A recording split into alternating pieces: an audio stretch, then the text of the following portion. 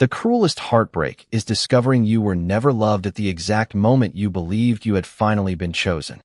Eowin Veyne heard the words in her own mind as she stood alone beneath the golden torchlight of Ravencroft Castle, still dressed in white, still wearing the silver crown Corwin had placed upon her head only hours before. Somewhere beyond the stone walls, musicians played for their wedding feast, and hundreds of nobles raised jeweled cups to the new queen. But Eowyn had slipped away searching for her husband because he had vanished before their first dance. She found him behind the closed doors of the council chamber. Her hand had already reached for the iron handle when a voice inside made her stop. "And the girl?" Lord Marcus Vale asked. Silence followed. Then Corwin answered, calm and indifferent. "What about her?" Eowyn's fingers tightened around the handle. "She believes this marriage is genuine." Marcus gave a quiet laugh. "Perhaps she even believes you love her." Eowyn waited for Corwin to correct him. Surely he would. Only that morning, he had held her hands before the altar and promised that she would never stand alone again. She remembered his gray eyes fixed upon hers, his thumb brushing her trembling fingers as though he had noticed her fear when no one else had. Then Corwin spoke. The marriage was only a deal. Something inside Eowyn went perfectly still. "Veyne lands give us control of the Western Passage," Corwin continued. "Her family's name keeps the border lords loyal, and her signature gives the crown what armies could not take without starting another war. That is why I married her." Marcus lowered his voice. "And love?" There was a pause, long enough for Eowyn's foolish heart to make one final attempt at hope. Love was never part of the agreement. The laughter and music from the distant feast suddenly sounded impossibly far away. Eowyn looked down at her wedding ring. Only hours earlier, she had stared at that same band and wondered how a woman like her had been fortunate enough to be chosen by the Alpha King, the daughter of a ruined house, a woman whose family possessed more debts than gold, a bride the court had whispered was fortunate simply to have been noticed. She had believed Corwin saw something in her that everyone else had missed. Now she understood. He had seen the roads, the rivers, the fertile valleys carrying her father's name. Not her. Never her. A coldness crept beneath her skin, sharper than winter air. Behind the door, chairs scraped against stone. The meeting was ending. Eowyn stepped backward before anyone could find her there. Her heel caught the edge of her gown, and for one terrible second she nearly fell, but she caught herself against the wall. No, she would not collapse outside the room where her husband had just calculated her worth like acreage on a map. Footsteps approached. Eowyn lifted her chin, smoothed the white silk over her trembling hands, and walked away. Minutes later, she entered the great hall to thunderous applause. Corwin appeared from another entrance and crossed toward her, magnificent in black and silver, every inch the king the realm feared. He offered his hand. "My queen." Eowyn stared at it. Then she smiled because hundreds of eyes were watching. She placed her hand in his and allowed the man who did not love her to lead her into their first dance. Above them, wedding bells rang through the darkness. And beyond the castle walls, unnoticed beneath the falling snow, another king was already riding toward her. Eowyn had learned long ago that humiliation hurt most when no one else could see it. As Corwin guided her across the polished floor of the great hall, his hand resting firmly at her waist, hundreds of candles burned above them like captured stars, and every noble in Ravencroft watched their new king and queen with envy. To them, Eowyn was living a fairy tale. Only she knew she was dancing inside its corpse. "You're trembling," Corwin murmured. Once, concern in his voice would have warmed her. Now she wondered whether he feared his valuable bride might embarrass him. "It's cold," she lied. His hand tightened slightly. "You should have told me." Such convincing tenderness. That was the cruelest part. Looking into his face, Eowyn remembered every small kindness that had persuaded her to trust him. 6 months earlier, when Corwin first visited Veyne Manor, the roof had leaked whenever it rained and half the servants had already been dismissed because her father could no longer pay them. The Veynes still possessed an ancient name, but little else. War had emptied their treasury, failed harvests had swallowed what remained, and creditors circled their estate like ravens over a battlefield. Eowyn had grown accustomed to hearing what the neighboring nobles called her. The poor Veyne girl, the last daughter of a dying house, a woman with good blood and nothing useful to offer beyond it. Then Corwin came. He could have spoken only to her father. Instead, he asked Eowyn why the western villages were starving despite sitting beside fertile valleys. She told him the bridges destroyed during the war had never been rebuilt. He listened. When she showed him maps she had drawn herself, he studied them for an hour. When she explained how reopening 2 mountain roads could restore trade before winter, he smiled and said, "Everyone keeps telling me House Veyne is ruined." They neglected to mention its cleverest treasure. No one had ever spoken to her that way, not even her father. Corwin returned 3 times that season. He remembered that she hated sweet wine. He sent books from the royal library after learning she loved histories. Once, during a storm, he removed his cloak and placed it around her shoulders without saying a word. Eowyn had not fallen in love because he was a king. She had fallen because she believed the man beneath the crown had seen her. When his marriage proposal came, her father wept with relief. Her relatives called it a miracle. The court called it charity. Eowyn had called it love. "Smile," Corwin whispered as they turned beneath the chandeliers. She did. Applause rose around them. At the edge of the floor, Marcus Vale lifted his goblet toward Corwin, and Eowyn felt nausea twist through her stomach. She finally understood every question Corwin had asked about her bridges, her valleys, her family's treaties, and the Western Passage. He had not been discovering her mind. He had been measuring her inheritance. The music ended. Corwin bent and kissed her hand while the hall erupted in cheers. "Are you happy?" he asked quietly.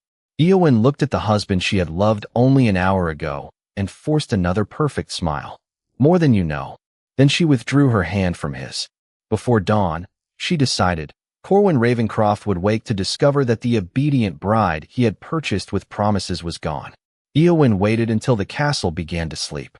The wedding feast faded from music to drunken laughter, then from laughter to the muffled silence of servants clearing abandoned goblets from empty tables. In the queen's chamber, she stood before a mirror while 2 maids carefully removed the silver pins from her hair. Neither noticed that she had already decided never to sleep in the enormous bed behind them. "You may go," Eowyn said softly. Once the door closed, she moved quickly. The wedding gown fell to the floor. She dressed in a plain wool dress, heavy boots, and a dark traveling cloak, then packed only what belonged to her before the marriage: a few coins, her mother's pendant, gloves, and the small leather journal containing maps of the Veyne lands. The crown remained on the dressing table. The wedding ring came last. Eowyn stared at it before sliding it from her finger and placing it beside the crown. Corwin had wanted the Western Passage. He could keep his silver. She slipped into the corridor and descended through the servants' stairwell, avoiding the royal halls until the cold pre-dawn air touched her face. Snow drifted across the courtyard. Beyond it stood the eastern gate, and, beyond that, freedom. She had almost reached the stables when a horn shattered the silence. Eowyn froze. A second horn answered from the northern tower. Then a third. Torches flared along the walls. "Riders," a guard shouted. At the north gate, soldiers poured from the barracks as Eowyn stepped into the shadow of an archway. The castle that had been sleeping moments earlier suddenly came alive. Then Corwin appeared. He strode into the courtyard wearing black trousers and an open military coat thrown hastily over his shirt, a sword already belted at his waist. "Whose banner?" he demanded. A guard leaned over the battlement, then visibly stiffened. "Silver Wolf, Your Majesty." Corwin's expression changed. "Ashford." The name moved through the soldiers like cold wind. Eowyn knew it too. Everyone did.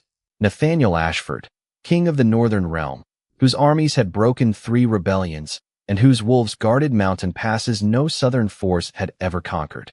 Corwin climbed the steps to the wall, and Eowyn followed at a distance, curiosity overcoming caution. Below, perhaps 40 mounted riders waited in the snow. No siege engines. No army. Yet every man on the wall held his weapon as though thousands stood beyond the darkness. At their center sat a tall rider beneath a silver banner. "Open the gate," the stranger called. "You arrive armed before sunrise on my wedding night," Corwin answered from above. "Give me one reason I should." The rider lifted his head. Even from the wall, Eowyn could see the unnatural brightness of his pale eyes. "Because if I intended war, Corwin, you would not be wondering whether I brought an army." Silence fell. Corwin's jaw hardened. "Then state your business." The stranger dismounted. Gladly, his gaze traveled across the battlements and stopped on Eowyn. For one impossible moment, The feared northern king seemed to forget Corwin entirely. Recognition crossed his face. Eowyn's breath caught, though she could not understand why. She had never met King Nathaniel Ashford. At least, she was certain she had not. Nathaniel stepped forward through the falling snow. "I have not come for your throne," he said. Corwin followed his gaze and finally noticed Eowyn standing behind him in traveling clothes. Something dangerous entered his expression. Below them, Nathaniel spoke again, loud enough for every soldier to hear. "I came for Lady Eowin Veyne." For several heartbeats, no one moved. Snow settled across the battlements while Eowyn stared down at Nathaniel Ashford, trying to understand how a king she had never met could have crossed half a kingdom before dawn specifically for her. Corwin descended the stone steps first. "Open the gate," he ordered, though the command sounded more like a threat than an invitation. Eowyn followed into the courtyard as the gates groaned apart. Nathaniel entered alone, leaving his riders outside, and somehow that made his arrival more intimidating. He was tall, broad-shouldered beneath a dark fur cloak, his pale eyes fixed on Eowyn with a familiarity that unsettled her. "Lady Veyne," he said. "Not Queen Ravencroft. Lady Veyne." "You have mistaken me for someone else," Eowyn replied. Something almost gentle touched Nathaniel's expression. 7 winters ago, a wounded traveler collapsed near the western road during a storm. You hid him in an abandoned shepherd's cottage because soldiers were searching for him. Eowyn stopped breathing. Memory returned in fragments, blood soaking through a stranger's coat, dark hair wet with snow, a young man barely conscious while armed riders searched the valley. She had been 17. She had brought him food for 3 nights and never learned his name. "You," she whispered. Nathaniel inclined his head. "You asked me nothing. Not my title. Not what reward I could offer. You simply said a wounded man would freeze if you left him outside." Corwin stepped between them. "A touching reunion. It does not explain why you are at my gates." Nathaniel's expression hardened. "No, this does." He reached beneath his cloak and produced a sealed bundle of documents. 3 years ago, House Veyne's largest creditor was purchased through intermediaries controlled by your court. Their interest was raised twice. Grain contracts were deliberately redirected. When Lord Veyne could no longer pay, marriage to you became the only offer capable of preventing his lands from being seized. Eowyn felt the ground shift beneath her. Corwin took the papers, scanning the first page. "I authorized no such scheme." "Perhaps not," Nathaniel said. "But someone carrying your seal did." Eowyn thought immediately of Marcus Vale. Corwin's eyes flickered, and she knew he had reached the same conclusion. "Why investigate my family?" she asked Nathaniel. His gaze returned to her. "Because I never forgot the girl who saved my life. And because when I learned she was suddenly marrying a king whose council had spent years acquiring her family's debt, I became suspicious." Corwin crushed the edge of the document in his fist. "She is my wife." Nathaniel's wolf stirred behind his eyes, turning their pale color almost silver. "Is that what she is? Or is she the final signature on a transaction?" The word struck too close to what Eowyn had heard hours earlier. Corwin looked at her sharply. "Eowyn, I heard you," she said. His face went still. "Outside the council chamber. I heard everything." For the first time since she had known him, the Alpha King had no answer. Nathaniel did not reach for her. He did not command her to leave with him. Instead, he stepped aside, leaving the open gate visible beyond his shoulder. "I came because you deserve to know the truth," he said. "What happens next is yours to decide." Eowyn looked at Corwin, then at the road beyond the gates. One king had crossed a kingdom to give her the truth. The other had married her while hiding it. And for the first time that night, Eowyn understood that she did not have to belong to either of them. "I want everyone out," Eowyn said, and the quiet certainty in her voice surprised even her. Corwin stared at her across the snow-covered courtyard while guards, servants, and Nathaniel's waiting riders watched from a distance. "Eowyn, this is not a conversation for an audience. For once, we agree." Corwin dismissed his men, and Nathaniel turned toward the gate, but Eowyn stopped him. "Stay? You brought the evidence. I want you here when he answers for it." Something dark flashed across Corwin's face, yet he said nothing until the courtyard had emptied. Then he stepped closer. "I did not order your family ruined. But you knew what marrying me would give you." "Yes." The answer came without hesitation. Somehow, that hurt more than another lie. "The Western Passage mattered. Your lands mattered. The alliance mattered. And I didn't. I never said that. Eowyn laughed softly, without humor. You said love was never part of the agreement. Corwin's jaw tightened. You heard a private political conversation and decided you understood everything. Then explain it. He opened his mouth, but Eowyn continued. Explain the books you sent me. Explain remembering which wine I hated. Explain asking about my maps while making me believe you cared about the woman who drew them. Was any of it real, Corwin, or were you simply learning the value of something you intended to purchase? His silence answered before his words could. I respected you, he finally said. I still do. Eowyn felt tears burn behind her eyes, but she refused to let them fall. Respect without honesty is just another prettier kind of manipulation. Corwin looked toward Nathaniel. And what do you imagine happens now? You ride north with him because he remembers some childhood kindness? You know nothing about this man.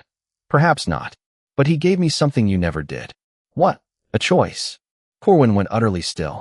Eowyn reached beneath her cloak and removed the folded marriage certificate she had taken from her chamber. If our marriage was only a deal, why should I honor a bargain you built on a lie? Because whether you like it or not, you are my wife under crown law. Nathaniel's expression hardened, but Eowyn lifted one hand before he could intervene. Then let the law decide whether a marriage secured through concealed financial coercion is valid. Until the Inter-Kingdom Council rules, I will not remain here. Corwin's eyes changed, his wolf pressing dangerously close beneath the surface. You cannot simply walk out of Ravencroft. For the first time, Eowyn was not frightened by him. Watch me. She turned toward the open gates. Corwin caught her wrist, not painfully, but desperately enough to stop her. The instant he touched her, a low growl rolled from Nathaniel's chest. Eowyn looked down at Corwin's hand. He released her.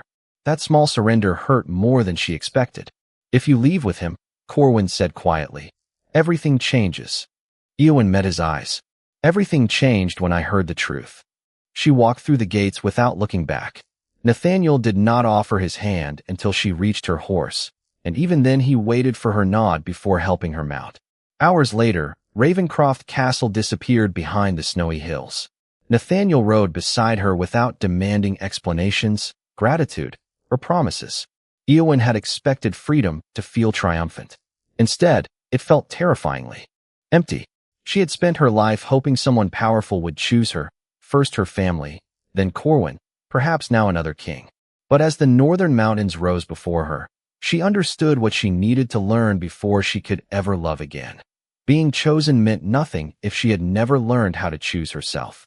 The first thing Eowyn discovered about the North was that Nathaniel had not brought her there to become another beautiful prisoner. Ashford Keep stood above a frozen valley of dark pines and silver rivers, less ornate than Ravencroft but alive with purpose, its halls crowded with soldiers, merchants, petitioners, and servants who looked their king directly in the eye when they spoke. On Eowyn's second morning, Nathaniel found her studying a map outside the council chamber. You're staring at that border like it insulted you, he said. Eowyn traced a finger along the eastern villages. Your grain caravans are taking the mountain road. They always have. Then they have always been wasting 3 days. Nathaniel studied her for a moment before opening the council doors. Show me. Eowyn hesitated. 12 northern lords sat around the long table inside, and several frowned when Nathaniel gave her a chair. Lord Harrow, an older wolf with iron-gray hair, did not bother hiding his displeasure. With respect, Your Majesty, Lady Veyne is a guest, not a member of this council. Eowyn expected Nathaniel to defend her. Instead, he looked at her. Do you want to leave? She understood immediately. He would not give her authority. She could not defend herself. No, Eowyn walked to the map. The northern villages faced a food shortage after an avalanche destroyed the eastern bridge, and the council planned to send grain through the mountains before the next storm. You'll lose half the wagons, she said. Harrow scoffed. And the southern lady proposes what? Eowyn pointed toward a frozen tributary. The old river road. Abandoned 20 years ago. Because spring floods destroyed it. It is winter now. The marsh is frozen solid. Silence followed. Eowyn explained how smaller wagons could cross the hardened ground, bypass the collapsed bridge, and reach the villages before the storm. Nathaniel asked questions. So did the others. For nearly an hour, Eowyn answered every one. By sunset, riders had been dispatched to test the route. 2 days later, The first grain wagons reached the starving villages. No one called her the poor Veyne girl after that. Invitations began arriving from council members asking for her opinion on roads, taxes, and border trade. Nathaniel never announced that she was brilliant. He simply gave her room to prove it. That frightened Eowyn more than flattery, because she was beginning to trust him. One evening, she found him alone on the battlements watching snow fall over the valley. "Why haven't you asked anything from me?" she said. Nathaniel glanced at her. "I have." "What?" "Your advice." "Several times." "You know what I mean." His expression softened. "Because kindness is not a debt, Eowyn. You saved my life 7 years ago. That does not purchase yours." Something tightened painfully beneath her ribs. Far to the south, Corwin was learning the opposite lesson. Reports piled across his council table. Merchants demanding concessions Eowyn had once negotiated, western villages threatening revolt, supply agreements collapsing because no one remembered the promises she had quietly maintained. For the first time, Corwin saw the invisible architecture of competence that had always surrounded her. He had married Eowyn for her lands while failing to understand that she had been the most valuable thing upon them. And in the north, beneath a silver winter moon, another king was falling in love with her not because she needed saving, but because, at last, he could see exactly who she was. The truth arrived in Ashford wrapped in blood-stained leather. A northern scout collapsed inside the great hall just before midnight, an arrow buried beneath his shoulder, clutching a satchel he had taken from a courier near the Ravencroft border. Nathaniel broke the wax seal himself while Eowyn stood beside the council table, and the moment she saw the signature at the bottom of the first letter, cold recognition moved through her. Marcus Vale. There were dozens of documents. Payments to merchants who had redirected. Grain away from Veyne territory. Instructions to creditors ordering them to raise interest against her father, and private agreements promising Marcus control of the Western Passage once Eowyn's marriage transferred political authority over Veyne lands to Corwin's crown. The final letter was worse. Marcus had never intended Corwin to keep control. He had been quietly paying border commanders, buying minor lords, and spreading rumors that Nathaniel had abducted Eowyn from her husband. "He wants a war," Eowyn whispered. Nathaniel's face hardened. "He wants 2 kings destroying each other while he takes what remains." 3 days later, Corwin arrived beneath a flag of truce. Eowyn had not seen him since leaving Ravencroft, and something about him had changed. The polished certainty was gone. He looked like a man who had not slept since she walked away. Nathaniel placed Marcus's letters before him. Corwin read them in silence, then closed his eyes. "I approve the acquisition of several Veyne debts," he admitted. Eowyn felt the confession like a blade, even though she had expected it. "Marcus told me it would strengthen our negotiating position. I knew pressure was being applied to your father. I did not know he engineered the failed contracts or planned to seize the territory for himself." "You knew enough," Eowyn said. Corwin looked at her, pain crossing his face. "Yes." He did not ask forgiveness. That, somehow, made the admission heavier. "I thought kingdoms were built by taking opportunities before another ruler could. I told myself marrying you protected your house, while strengthening mine. And did you ever ask what I wanted?" Corwin's silence answered. Before anyone could speak again, a bell screamed from the eastern tower. Then another. A guard burst through the doors. "Your Majesty, Lady Veyne's escort was attacked outside the lower village. Marcus Vale's men are inside the walls." Nathaniel reached for his sword just as the windows shattered. Armed wolves poured into the hall. Chaos exploded. Eowyn felt Nathaniel shove her behind the stone table as steel struck steel. Corwin shifted halfway, claws tearing through his gloves as he drove one attacker. "Backward! Get her out!" he roared. Eowyn ran toward the side passage, but a cloth slammed over her mouth before she reached it. A bitter smell filled her lungs. She fought, kicked, clawed at the arm around her throat, then heard Marcus whisper beside her ear, "2 kings willing to burn kingdoms over 1 woman. You may be more valuable than even I calculated." Darkness swallowed her. When Eowyn woke, iron circled her wrists and freezing stone pressed against her back. Through a narrow window, she recognized the ruined towers of her childhood home rising beyond the snow.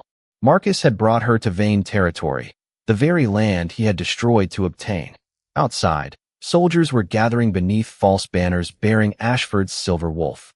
His plan became horrifyingly clear: murder Eowyn, blame Nathaniel, and give Corwin the war Marcus needed. But Marcus had made the same mistake Corwin once had. He looked at Eowin Veyne and saw only land, leverage, and a woman kings might fight over.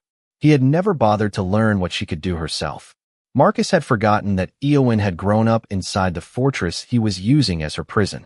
Before war emptied its halls and debt stripped away its servants, Veyne Keep had been her childhood world, and she knew every narrow stairway, forgotten passage, and hidden door inside its ancient walls.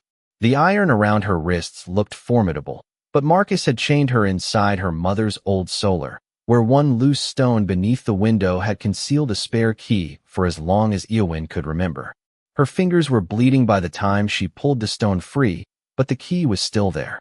Minutes later, she slipped into a servant passage behind the fireplace. Outside, Marcus's men prepared for battle beneath stolen Ashford banners while frightened villagers were herded into the lower courtyard as human shields. Then horns thundered beyond the walls. 2 armies had arrived. Ravencroft's black banners approached from the south, Ashford's silver wolves from the north. Marcus smiled from the battlements, believing his trap had closed. Eowyn knew better. She crawled through the old passage until she reached the gatehouse, where 2 guards stood beside the mechanism controlling the western gate.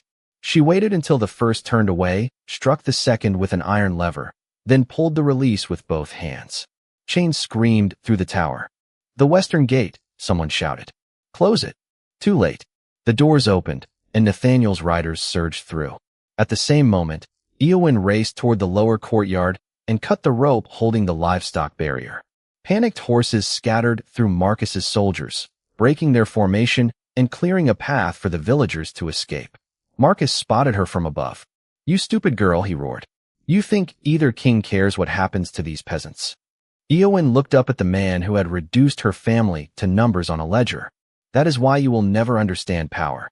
Marcus shifted and leaped from the battlement, but a massive silver wolf struck him in midair.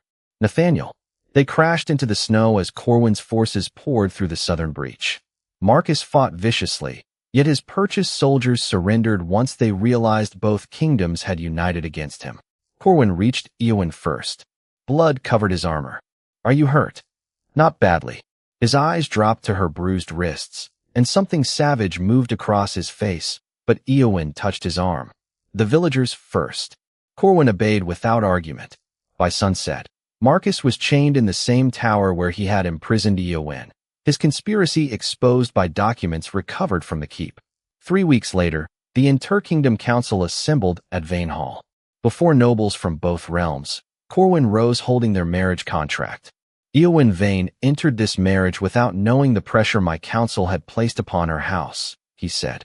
"I may not have known the full conspiracy, but I benefited from it, and I treated her trust as something less valuable than territory."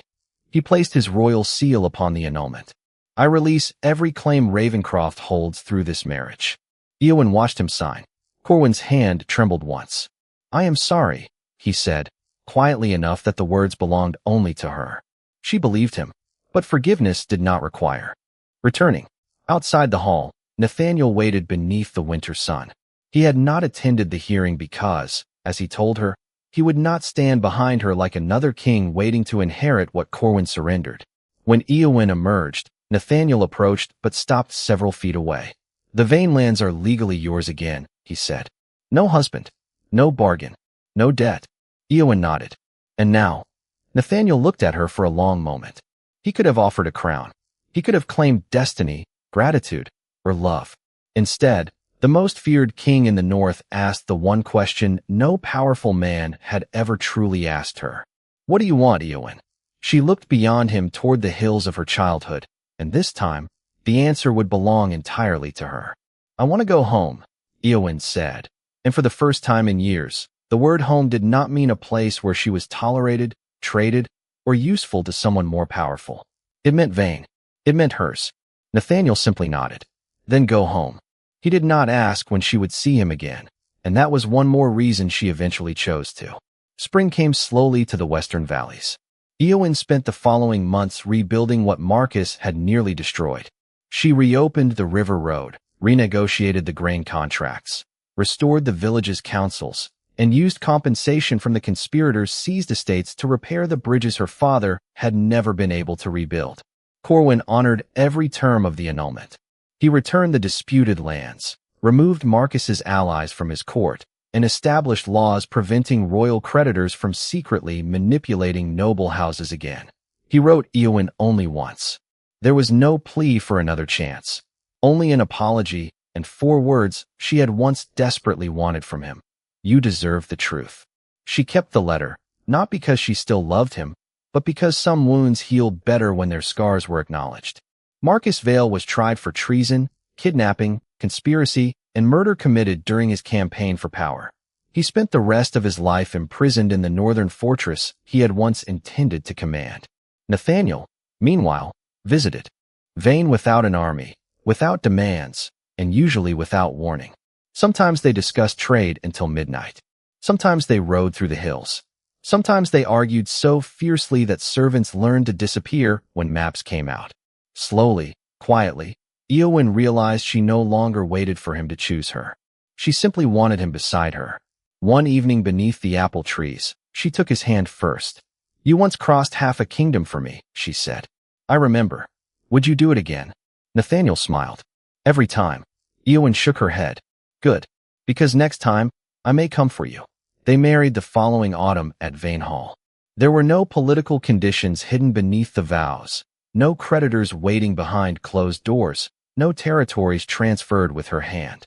Eowyn entered the ceremony as Lady of Veyne in her own right, her lands secured independently of any crown she might wear afterward.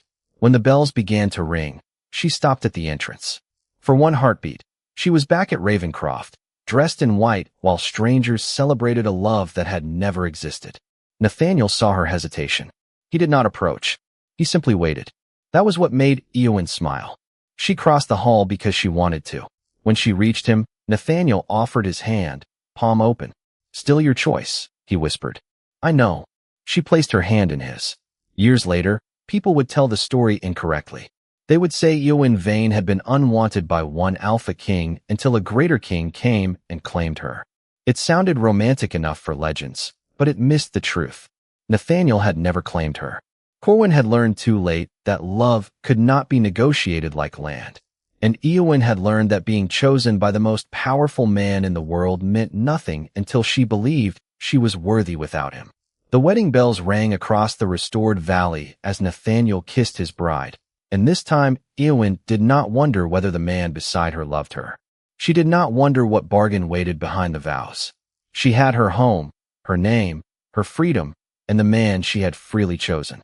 The first time Eowyn became a queen, a king had made a deal for her. The second time, there was no deal at all. There was only love.